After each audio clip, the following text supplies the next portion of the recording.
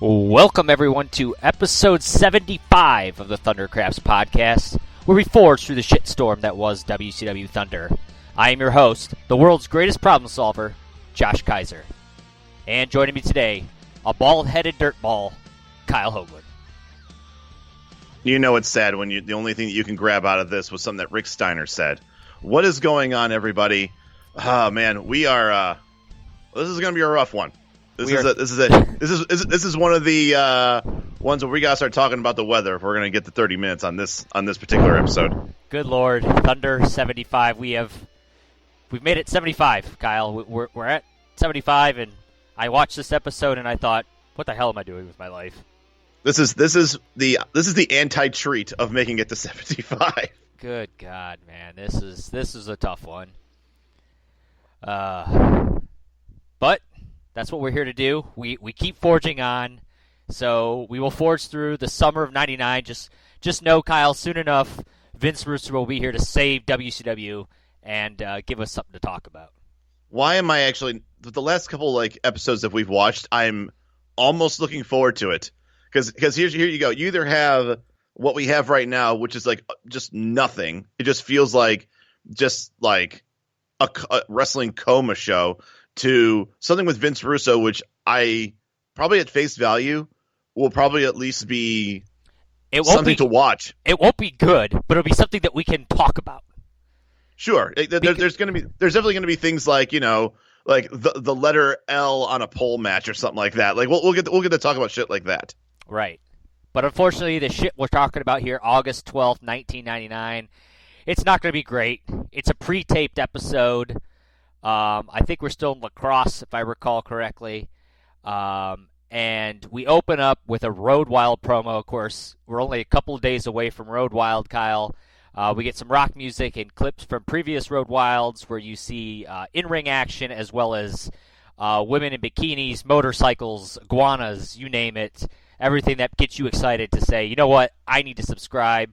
I need to call my local satellite provider and get myself Road Wild 1999. I mean, when you don't have Todd Pettengill, this is the second best way of really enticing your fans to get over there and call your local cable company to get Sturgis Road Wild 1999. And if that's not going to do it, we open up the night. We've got Rick Steiner defending his television title because he's not going to defend it against Goldberg. Goldberg is not nearly the level of athlete who's deserving of the television title. So instead, the number one contender, Spider. And for those who don't know who Spider was, that's basically almost everybody. If I remember correctly, he was in the LWO as Eddie Guerrero's kind of bodyguard.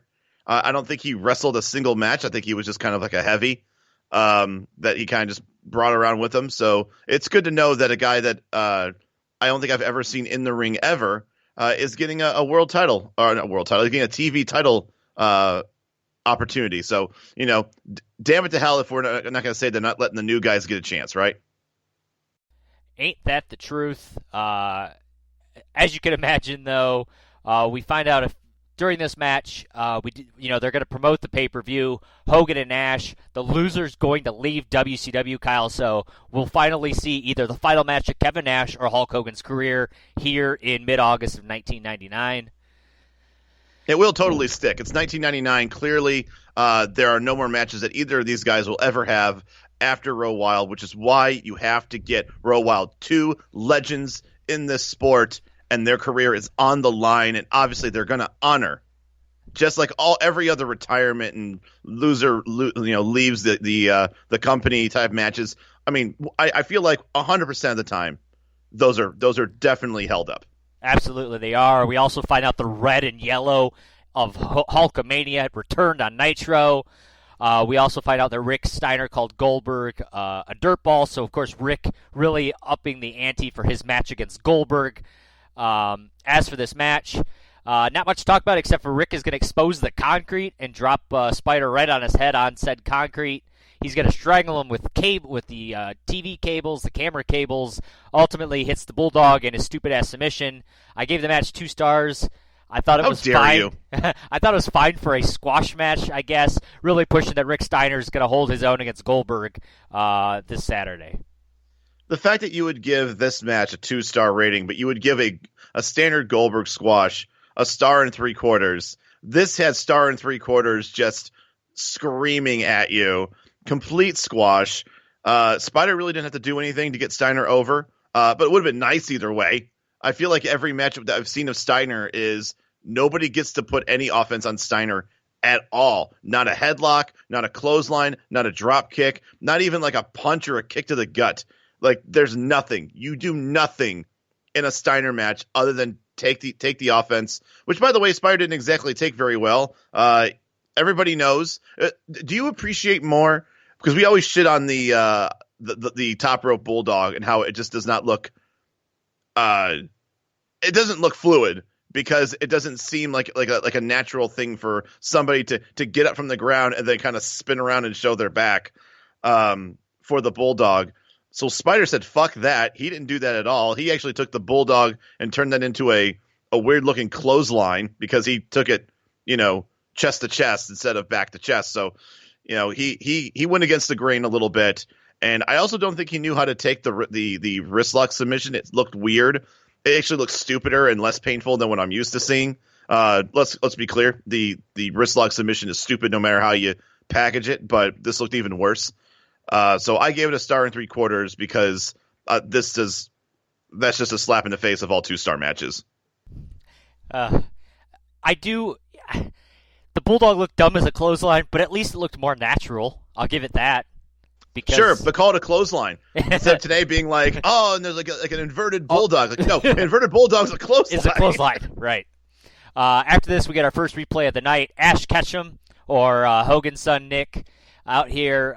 He's in the locker room with Hogan. He's going to basically hand Hogan the red and yellow. Hold on. Before we go any further, how often do you think in reality, I would love to, like, if I ever had the chance to interview Hulk Hogan, the one question I'll ever ask is say, so there was a one time on Nitro where your son Nick in his Ash Ketchum hat comes in and he like barges in on you doing some like push-ups, getting ready for an interview. And I just want to be like, how often have you ever gotten ready for a Mean Gene interview by doing a couple of push-ups? Hey dude, you gotta look vascular for those. So Is that why they always look like sweaty and wet whenever they go out and like do promos and get ready for matches? That they're in the back like doing a full workout. You got to oil up, grease your hair, water your hair, do a couple push-ups and crunches. You got to get that body looking 100%, bro. That's right, brother. We do cut to then a beatdown of Hogan as Sid, Nash, and Rick Steiner, which leads to Sting and Goldberg coming out for the save. This is where Hogan's going to then get on the mic and say they've been waiting for a chance. Apparently, we're going to get a 6-man tag match. We then cut to the Revolution, talking with Dusty. David Flair and Tori are going to come out. Chris Benoit is going to drop a crippler crossface on David. He's going to spit on him. Dusty then says that David Flair is going to have to defend his United States title tonight against Benoit. Charles Robinson, of course, is going to get kicked out as referee because he's on Team Flair. Nick Patrick is there instead. The Triad try to interfere, but it is ultimately stopped. Benoit is going to win. He is United States champion. The Revolution come in to save Benoit after DDP and the Triad get in for a beatdown. Benoit is then going to get on the microphone and challenge DDP to a no disqualification match at Road Wild for the United States title. So, a lot to unpack there, Kyle. And the most important thing is that wrestlers get to book their own matches, especially when they're champion. They get to just like pick whatever they want. This is why we have Dusty there. He's in the championship committee, dude. You just won the title, and Dusty just said, "Hey, when you get this opportunity, don't squander it." Well, maybe the first thing you should do is not go willy nilly and go over Dusty Rhodes and make your own matches at a pay per view. I mean, that's probably at least my first thought process behind all this. Also, I really have to reaffirm that Chris Benoit is one of the grossest wrestlers. This goes past Bastion Booger and all other people. This guy, like no matter what match you're going to get into, you're going to get some sort of spit, saliva, boogers, whatever the hell, snot rockets, whatever Chris Benoit wants to put on you. Like Chris Benoit is not a man that's going to leave a match without you having some sort of forensics on him. Yes. After this, we get our second replay of the night. It's from last week's Thunder, so we're getting a Thunder replay, Kyle. That's exciting. Dude, awesome. Of course, it's the Millennium Man, Sid, cutting his promo about being the Millennium Man, and he's got 100 victims a night for you, Goldberg. This then leads to Sid versus Disorderly Conduct in a handicap match. Sid's going to chokeslam and powerbomb his way into a squash. You didn't rate it. I gave it a star and 3/4.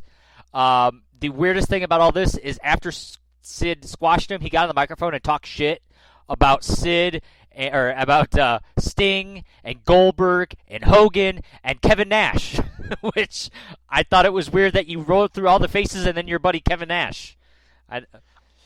No, I agree. And I also find it silly that why is Sid feuding with Sting when the crowd is chanting for Goldberg? Like what would you rather, let's be clear here. Goldberg versus Steiner is the biggest waste of time and would be probably the human to human equivalent of actually watching a car crash. So why can't we just ixnay that, have Steiner go ahead and fight, I don't know, one of Disorderly Conduct's on WCW Saturday Night for the TV title where he belongs, and put Sid versus Goldberg. I think that would be a much bigger match and one that actually has way, way, way, way more like actual real heat and promo. Like the crowd wants it. Sid talks about it. He hardly talks about Sting, who he's fighting at Sturgis. So what is Sting even doing? Like, and once again, nothing but respect for Sting, but he doesn't need a match against Sid, and Goldberg clearly doesn't need a match against Rick fucking Steiner. So, like, this books itself, and they didn't book it. Well, I honestly think what they're doing is they're building towards Sid and Goldberg. I think that's the long-term plan here. They're going to build up a big wrecking machine for Sid. He's going to plow through everyone, and then it's going to be the Sid versus Goldberg, the Millennium Man versus, the unstoppable force that is Goldberg. I think that's where they're heading here, and they want to put some legitimate opponents in Sid's way along the way to that, but I don't think it ever materializes, and that could partly be because of the way Russo comes in and changes things up. Fair. That said, after that, we get our third replay of the night. It's Eddie on Nitro. He wins his match, but out comes ICP and Vampiro. They're going to attack him. Ray and Kimmon are going to come in there for the save. Raven apparently is there as well, so he's part of this Vampiro ICP group. Vampiro's going to hit a top rope Vampiro spike on Kidman later in the night. They're going to taunt Kidman. Disco Inferno's going to come in. He's going to get pwned. Ray and Eddie come out. I like Reddy. Can you call him Reddy? I can call him Team Reddy. They come out and clear the ring. So we got a lot going on here. Again, this seems like they're not sure who they want feuding with who, so they're just fucking throwing everybody in a big hat and just throwing them all out there. And just so we're getting a little bit more perspective or kind of get an idea of what's going on Nitro. So Eddie and Ray had a match against, I think it was Dave Taylor and Fit Finley. So it was a tag match. Maybe it was Regal, but it's those guys. Throw two of the three in there in a tag match where Eddie and Ray won, and that's when the beatdown with ICP and Vampiro come in. I was very confused with what the fuck Disco Inferno was just doing in the second part. Apparently, Kidman and Disco just had a match, and that's when Vampiro came in and interfered during that match. So that's why Disco was there. Just wanted to make so everyone's like, what the fuck is Disco doing here? It was Kidman and Vampiro in a match. No, it was Kidman and Disco. Vampiro came in to interfere during the match. Glad we settled that. After this, we get the Road Wild promo that opened the show out because why the fuck not? We then get we have plenty of time to do it. We then have Booker T and Stevie Ray promo that we saw last week as they kind of talked about their entire history dating back to Harlem Heat, their individual runs, their injuries, and reforming together. This moves to our fourth replay of the night already. It's Booker T and Kanyon in a match on Nitro. We pretty much get the entire match here, but DDP and Bam Bam are going to take out Stevie Ray. Booker T's going to get a title to the back of the head. Canyon's going to win this with the flatliner. We then go to commercial and come back for our fifth replay of the night. We've got the West Texas Rednecks promo from Nitro. Me and Gene's talking to them about Chad Brock, and he's got a concert tonight. Gene tells them that they've been preempted. Apparently, they're going to debut a new Good Old Boys song, which I really want to hear, and I'm sad that they got this Chad Brock guy instead. We then cut to the concert where Chad's going to be playing. Kurt's going to get in his face. The Revolution's going to come out and prevent Chad from getting beat down. And I guess we do find out that the Good Old Boy song was played, but we didn't get to hear it. So let's correct this real quick. The Revolution came out in order to stop Brock from tearing Kurt Hennig a new one. Fair enough. Yes. To be clear. That's fair. We then move to the next match of the night. It is the West Texas Rednecks, Barry Windham and Bobby Duncombe Jr. wrestling Dean Malenko and Shane Douglas. By the way, we're like an hour into the show, and this is match number 3. Yes. Oh, by the way, it's an hour into the WWE Network version. We're about an hour and 30, hour and 20, hour 30 into the actual show. Yes, we are. It's a typical heel tag team match here from the Rednecks, where they're going to use the, get the other guy to get in the ring and distract the refs so they can double team, and in this case, triple and quadruple team Dean Malenko at times. Shane's finally going to get in to help gain control. He's going to hit the Pittsburgh Plunge for a 3 despite all the interference. I actually gave it 2.5 stars, and I think it's just because I was grading on a curve. It may not have been that good of a match, but I think it's continuing to push the story between the Revolution and the Rednecks, and gave the good guys a clean win here, which, I always give them kudos for not throwing a match out when they obviously could have easily done that here. I can go with that. I gave it 2 stars. I actually wanted to rate this a little bit less. If this was like a normal, I can't believe I'm saying this. If this was a good Thunder, this was a 2-star match, and maybe even a borderline star and 3/4. And I only say that because based on the semi-decent talent in the ring, some parts seemed a little bit overbooked. And also I think what really hurt it was Dean looked good as the face in peril. He did a very good job. Shane came in and at the hot tag moment, and it just seemed like all of that momentum just went away. I don't know what it was. I don't know if Barry Windham or Bobby Duncombe Jr. just didn't know what to do with Shane.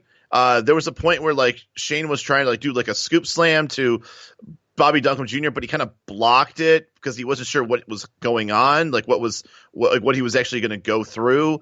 Then he took like a couple of like stiff punches and didn't sell them, and you could see that he's like jaw jacking with Shane, being like probably saying like, "What the fuck are we doing here? Like I'm standing here like an idiot," and so it kind of took it away from me a little bit. The other thing I wanted to really quickly talk about, and don't have to talk about, it's just kind of like a thing I've noticed with the Nitro recaps and things, and now watching this on Thunder. There are a lot of little groups going on. Do you notice that? Like we had the West Texas Rednecks. We like had the No Limits. Yeah, like tiny little stables where we did have the No Limit Soldiers, but now we don't anymore. Like I feel like that's gone. I mean, the tag team might still be there. BA and Swole might still be a thing. But as far as like Conan, like Ray and Conan are gone. Yeah, they're gone. They're not doing that shit anymore. They got out of there. Yeah. You've got now ICP in now, which is I forgot what the name of their group is called, but Deadpool. Deadpool, that's right. And then you've got what's going to be the Filthy Animals with the other guys. And then you've got the Revolution. Yeah. And do you think that the reason why they're doing that, it feels like everybody's complaining like they're not getting over. So then they're like, let's all just create a group where we all can get sort of over. Like, what's better? Like getting over on your own or getting like, it's like you're sharing the spotlight. So instead of like, I think it depends on the person. I think stables were really hot at this point in wrestling. So I feel like trying to get everyone in a group was the best way to handle it. But you usually in those groups had like a leader. Like you had Raven's Flock, you had the NWO, sure, which is basically Hogan was kind of like your banner waver. So you always had somebody that you I would go consider to. Kurt Hennig the leader of the West Texas Rednecks. I would consider, the Revolution probably doesn't have a leader. I would say, but It feels like Shane Douglas is actually being more the leader. It does kind of feel like Shane Douglas is, but the reason I'm just not saying him yet is because I feel like it's too early. But I could see him being their leader. Swole is obviously the leader of the No Limit Soldiers because he's dominating everybody when he gets in the ring. Yeah, and if you question it, he's just gonna fucking chest punch you to death. Right. But no, I mean, I think that's just it's just the era where everyone was in groups and gangs, if you will. But you also see it because it's like there's just not enough time to showcase people on their own, so it's just let's just package them together with these 6-man tags or 8-man tags. Like right. I don't know, like there's just a part of me that feels like how does anybody?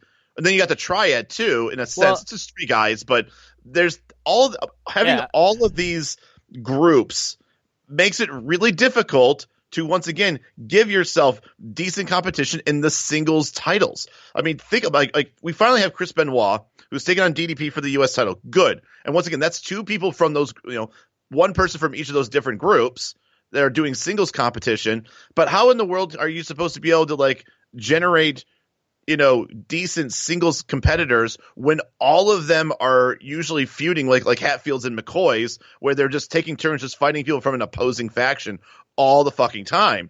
And that's where I'm running into this problem where like I'm glad that there is now finally a little bit of disparity with the U.S. title now. That's great news, especially because it gets it off of David Flair. That's what you love the most. But how do you give somebody for Rick Steiner to go up against when it just feels like everybody with decent talent is now all forming these mini stables and then going after another mini stable till like basically till the heat death of the fucking earth? Like where does the rest of the singles competition kind of fall into place? I think that's just bad on their part because I think you can develop. I mean, like Kurt Hennig could be feuding with Rick Steiner, let's say, even if the West Texas Rednecks are not feuding with the whatever. I guess Rick's not in a group, so Revolution at this point. Yeah, I mean, okay, the Revolution, like Benoit could be feuding with Chris Benoit, or Benoit could be feuding with Kurt Hennig. I mean, and I don't think you'd have to have the Revolution and the Rednecks feuding together, but that's the way they're treating it right now. So I see where you're coming from, but I think that's just on. I think that's the way they're booking it, not the way it needs to be.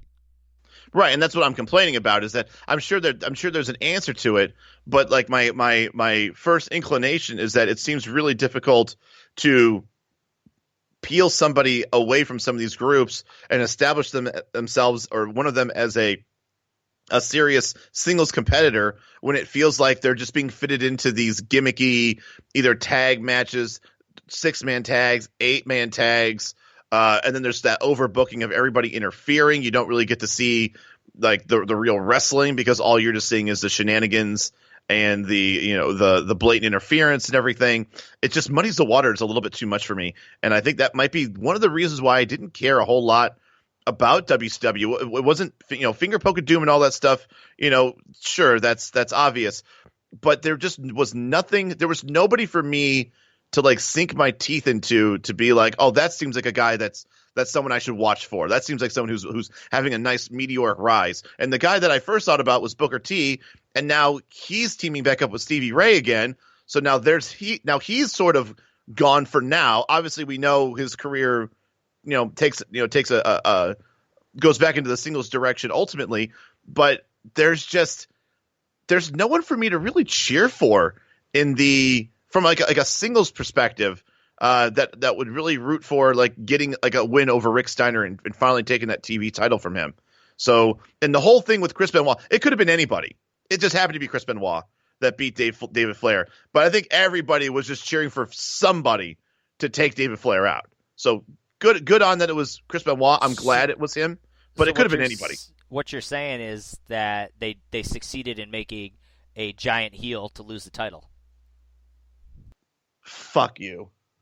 Yeah, kind of. Well, no, but that's not true though, because we're not booing David Flair. We're not booing his tactics. We're not booing him as a character. He doesn't deserve it as a real human being wrestler, and that's the bigger problem. Like, it's one thing about being a chicken shit heel and being somebody that you want to see lose, but that wasn't it. That was like, get him off TV. That's the complaint. You're working yourself into a shoot, brother. I know I am, brother. After this, we got a DDP promo followed by a Berlin promo, Kyle. So Berlin is still coming. We then have the Hogan-Nash entire promo again, starting with Hogan's signing with WCW, leading through everything from the NWO, the Finger Poke, the Wolfpack, and now to their match. It's another fucking long-ass promo that we saw last week. We then go to our 6th replay of the night. It is Macho Man on Monday night telling Rodman that Rodman is going to die for touching Gorgeous George. This then leads into Macho Man coming out. He's actually wrestling Evan Courageous, but before then he's going to get on the mic asking everyone if he wants to know who the driver of the Hummer is. He tells Evan he doesn't want to disrespect him. Or Evan actually tells Macho Man, he gets on the mic and says he doesn't want to disrespect Macho Man. He starts white knighting for Mona, says she's like a sister to him. He tells Macho Man you don't need to treat her like that. Macho Man, he gives Macho Man props, says he can beat Rodman. And then Macho Man's going to ultimately beat the shit out of him. He's going to use Mona as a shield at one point. Evan's going to try to jump over it. Savage is going to drop one elbow. He's going to get another one. Mona's going to try to stop it. Johnny Boone's going to get in there. He's going to try to interfere. He takes a pile driver. Savage is going to hit a third elbow, counts the 3 himself. I didn't rate this match. It was just a total squash on Evan Courageous here. I think you actually rated it. I don't know if you want to talk about all of this, but basically they're just trying to make Macho Man be a dick here and continue to push this Hummer story. Easily the most entertaining part of the show. I'll at least give it that. I think as far as from a not so much a storytelling perspective, but I guess so. They gave Evan a chance. I mean, I think he looked good in a squash. They gave him some mic time.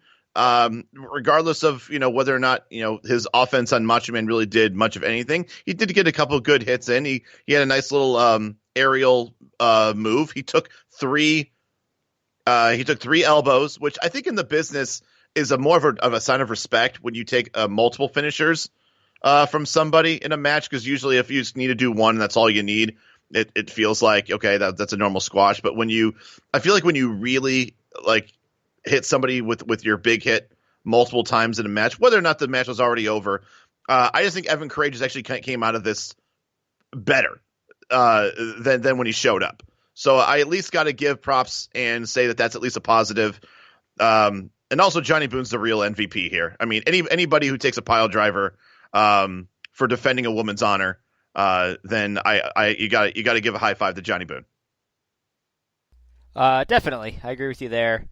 After this, we get our 7th replay of the night. Yes, 7th. It's Goldberg on Nitro. We're then followed by Hogan coming out to the original red and yellow WCW the American music. Made, right? Is that what it's called? American Made? Yeah. Shivani loses his mind. We're seeing the 6-man tag match that was the main event. Then I realized that that's actually what they're going to show. We're going to see the whole thing. Hogan controls the match. The crowd is hot for him. Goldberg gets the tag, and the crowd is really hot.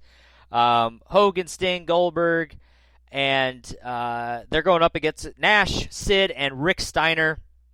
I just get the impression here that this was Scott Steiner's storyline, and with him being hurt or out, they just decided to throw Rick in there because he just does not seem like he belongs.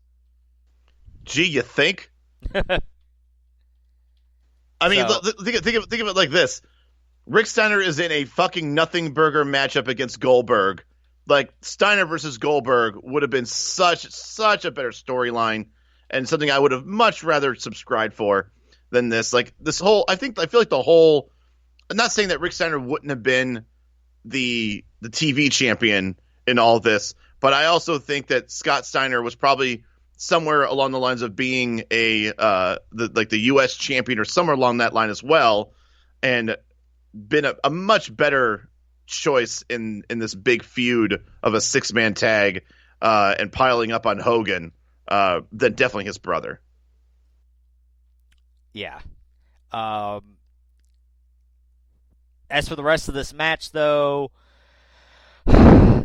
Johnny spoon's going to get splashed, so he continues to get his ass handed to him. But he does the worst sell job ever when he gets Stinger splashed. Hogan's going to get a chair. He starts clearing house. Sting's going to lock on the Scorpion Deathlock on Nash. Scott Dickinson says, fuck it, I don't care about the interference. He calls for the tap. That was the replay, and that was Thunder, Kyle. We ended on a Nitro replay. What did you think about this go-home edition for Thunder in August of 99? I'd like to think that this was not even a real show. This was just a big fucking infomercial. Which I guess, like, you know, you have no choice but to do that when a show is pre-taped. Like I said before, we've been kind of used to we've seen both the pre-taped go-home show and the live go-home show, and I really don't know which one I hate more. Because I guess from a selling the pay-per-view angle, pre-taping the show before the pay-per-view, I guess makes more sense because then the show, I guess, does become more of an infomercial. But my problem is that that's never supposed to have been what Thunder was. That's not when this was created. This was supposed to be a complimentary show to Nitro. This was not another saying it's show. Supposed to be, yeah, this is supposed to be another show. This is like worldwide. This is WCW worldwide. You have a couple of nothing burger matches or squashes or whatever the fuck is going on, and then everything else is recaps from the better show. But that's not supposed to be what Thunder is supposed to be. It's supposed to continue storylines. It's supposed to, once again, we always say that, pushing the needle forward. And like I understand that the idea of like trying to do angles with a pre-tape show is difficult because you're a week behind Nitro. So I get that. But the problem I have here is that it still doesn't, either way, it doesn't make me hate this show less. Like there's a lot wrong with this show. You know, the literal only bright spot in the show, other than I guess maybe Evan Courageous looking a little bit better than when he came out, even though he took 3 elbow drops, was Douglas and Malenko and the Rednecks match, which that wasn't even that great, but at least the outcome wasn't 100% obvious. The winner could have gone either way. The rest of the show was either senseless squash matches for the heels, Nitro clips, matches in their entirety, old Road Wild promos, or promos we had already seen. Seriously, like, did we see anything new outside of, by the way, so DDP has a 20-second little, like, fucking, I don't know what it is, of just him, like, giving his thoughts on. Yeah, it was really weird. But you know what's weirder is this. So I actually saw more raw footage of this because it didn't make sense to me. I'm like, why is it just DDP? So I actually watched on Daily Motion this show in its entirety. People, by the way, don't do that. Go to WWE Network. I needed to see, like, this just didn't make any sense. If you notice the time of this show, it's like an hour and 13 minutes, which is very low for a Thunder. And so when I watched it on Daily Motion, there are multiple people, Jimmy Hart, Chris Benoit, a couple other people that are giving their opinions about, by this time next week, either Kevin Nash or Hogan are going to be gone, and like what that means for this company and what it means for the other talent. And yet we only on the WWE Network I understand Chris Benoit. I understand that anything where we can just remove Chris Benoit from a promo, I'm sure they're just going to fucking do if they can, but at the same time, like, Chris Benoit's on everything else, so I don't know what the point of removing is. But they removed Jimmy Hart. They removed Chris Benoit. They removed Booker T. Like, there were multiple people that did this little quick 20-second spot. It wasn't just DDP. So it was just such a weird thing to see. It makes a little more sense, but it makes it, once again, I'm rating this based on what we saw on the WWE Network, and that made this DDP clip just seem so out of sorts. But moving on. 4 fucking matches. And one of them was basically a Macho Man Ego Stroke promo that pretended to be a match. Another one was a Sid squash match. Another one was Rick Steiner squashing Spider. We had one legitimate match on this card. Right. Basically no feuds were built up on this show. We watched 2 matches in its entirety from Nitro on this show. And I get it, Hogan going full on red and yellow babyface is cool to see. But once again, like I said, WCW Worldwide exists for shit like that. Or you give a clip for it. That's fine. That's all we needed. We didn't need to see the entire match to soak that shit in. So for a go home show, and I know you're going to stress this more because you are much more on the I'm grading this based on that this is a fucking go home show. This did not check off many boxes, if any at all. I mean, promote the card. Like, they didn't even promote the card. I think that's my problem, is that if you're going to talk about Sturgis, why don't we actually like go down the list of like, hey, this is what there is to look forward to. Now you can buy the fucking pay-per-view. And I know this is going to be the second time I'm going to mention Todd Pettengill, but get his ass in there. Have him teach us how to order the show on pay-per-view. I mean, WWE did that when it had nothing to show on their programs. And trust me, you and I did a show where Raw was a garbage fire. And then you put Todd Pettengill in there with, like a 10-minute segment where he talks about each little match and a tiny little promo to talk about it. As much as that feels very outdated and very mid to early 90s-ish, I appreciated that. Yeah, I mean, it's something. I don't know. It does a better job of pushing the card than whatever the fuck we just watched it. And this show did nothing to make me want to watch Road Wild any more than last week's episode did. It probably made me want to watch it less. And that's a shame. And I really can't add much to this, my thoughts, because you pretty much summed it up by saying 4 matches on this card, and literally only one of them wasn't a total squash. And it was the go-home show, which I know I stress a much bigger deal about. But the truth is, it was a go-home show. It was pre-taped, and it was fucking trash. We had 7 replays. 6 of them from Nitro, 1 from Thunder. It's crap. One of which was longer than any match that we had on Thunder, and if anything, it was longer than the first 3 matches we watched. Yeah, definitely. It's we watched a grand total of the show. We watched 26 minutes of Nitro. 26 minutes of Nitro. And that's crazy. And we probably watched 17 minutes of actual Thunder wrestling. Exactly.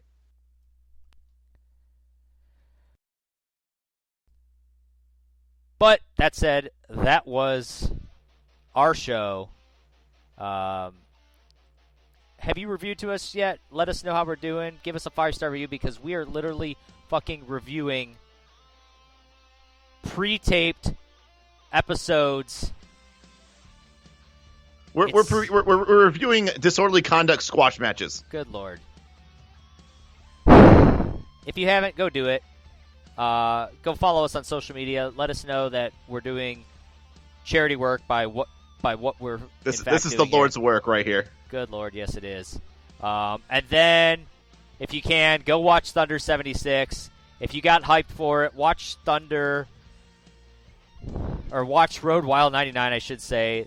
Then watch Thunder 76, and we'll be back here next week to talk about it. Give our thoughts on the loser of Hogan and Nash, and how their career is officially over, their final match. For Kyle Hogan, I am Josh Kaiser, and we will see you next time on the Thundercrafts Podcast. We are Johnny Booningly out of time. See ya.